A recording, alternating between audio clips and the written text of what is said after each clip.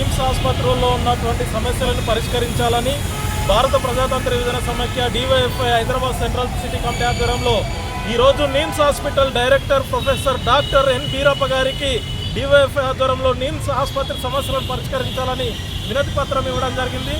ఈ నిమ్స్ ఆసుపత్రి ఉమ్మడి ఆంధ్రప్రదేశ్లోనే అతిపెద్ద ఆసుపత్రిగా హైదరాబాద్ నగరంలో ఏర్పాటు చేయడం జరిగింది. ఇది ప్రభుత్వం ప్రైవేట్ సంస్థతోని ప్రైవేట్ డబ్బులతోని ఇక్కడ ఈ ఆసుపత్రి నిర్వహణ చేయడం జరుగుతూ ఉన్నది. రాష్ట్ర ప్రభుత్వాలు నిమ్స్ ఆసుపత్రిలో ఎక్కువ నిధులు కేటాయించకుండా నిర్లక్ష్యం చేస్తున్నటువంటి పరిస్థితి ఉన్నది.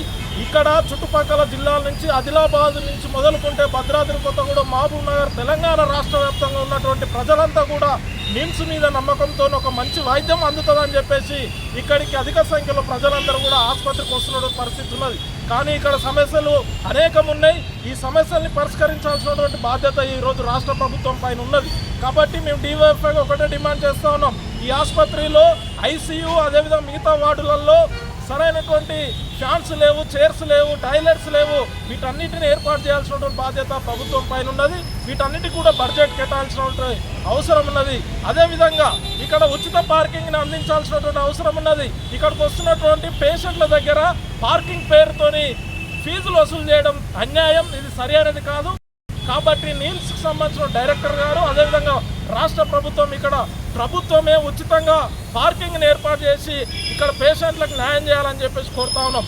అదేవిధంగా అన్ని డిపార్ట్మెంట్లలో డాక్టర్ల సంఖ్యను పెంచాల్సినటువంటి అవసరం ఉన్నది. డాక్టర్లకు సహాయంగా సిబ్బందిని కూడా పెంచాల్సినటువంటి అవసరం ఉన్నది. అందుకు అనుగుణంగా ప్రభుత్వం చర్యలు తీసుకొని అన్ని డిపార్ట్మెంట్లలో డాక్టర్ల సంఖ్యను పెంచాలి. అనుభవజ్ఞులైనటువంటి డాక్టర్లని ఇక్కడ నియమించాల్సిన బాధ్యత ప్రభుత్వం పైన ఉన్నది. అదేవిధంగా ఇక్కడ పనిచేస్తున్నటువంటి సెక్యూరిటీ గార్డులకు 2-3 నెలలుగా జీతాలు ఇవ్వట్లేదు.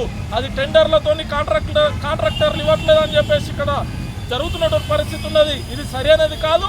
ఇక్కడ ఉన్నటువంటి డైరెక్టర్ గారు జోక్యం చేసుకొని ఇక్కడ ఉన్నటువంటి సెక్యూరిటీ వాళ్లకు జీతాలు అందే విధంగా చర్యలు తీసుకోవాలి.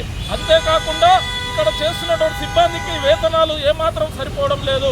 వేతనాలను కూడా పెంచి ఇవ్వాలని చెప్పేసి ఈరోజు ప్రభుత్వాన్ని కోరుతా ఉన్నాం. ఈ రాష్ట్రానికే ఒక తలమానికమైనటువంటి ఈ వైద్యాసుపత్రి నిమ్స్ని మొత్తం కూడా డెవలప్మెంట్ చేసి ఇక్కడ ఉన్నటువంటి బెడ్స్ సంఖ్యను పెంచడం కోసం ఇప్పటికే ప్రభుత్వం ఆసుపత్రి భవనాలను నిర్మిస్తూ ఉన్నది.